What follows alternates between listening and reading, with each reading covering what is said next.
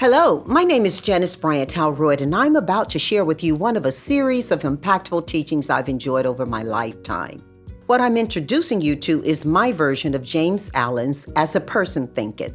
Now, this teaching originated from Mr. Allen's experience and self-reflection and was never intended to cover the entire subject of the power of thought. It was his suggestion, not explanation, of how we each may shape our lives with our thoughts. As I do, he believed that our minds control both our character and the circumstances of our lives. Here's the good news about the power of thought. You may have been careless in the past with decisions you've made, but today, by mastering the power of your thought going forward, you may act wisely and enjoy a happy future.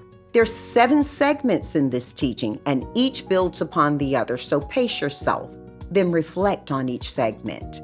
Now, enjoy my version of As a Person Thinks. Thought and character.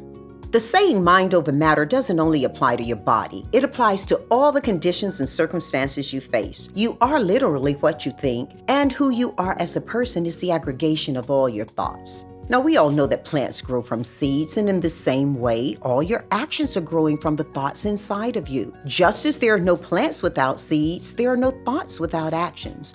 This applies equally to the actions that you label as spontaneous as it does to those you plan deliberately. If you think of your actions as plants and your thoughts as seeds from which they grow, you might likewise think of the consequences of your actions as the fruit of your plant.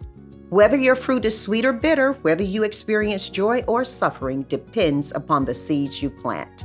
Know this, your personality grows naturally from your thoughts. The law of cause and effect in this process is absolute. You don't build good character by luck. You build it by thinking noble thoughts over a long period of time.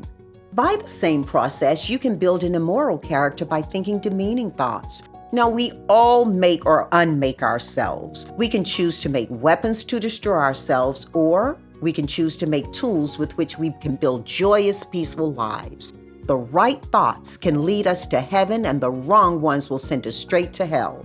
Most of us live between these two extremes, all because of the mix of thoughts that create and control our lives. One of the most delightful truths I've learned is this: the individual is the master of thought, the shaper of character, and the controller of destiny.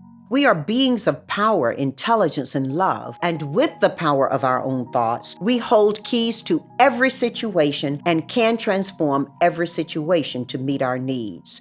You are always the master of your fate, even when you feel weak or abandoned. Bad circumstances are fueled by failing to manage our thoughts well.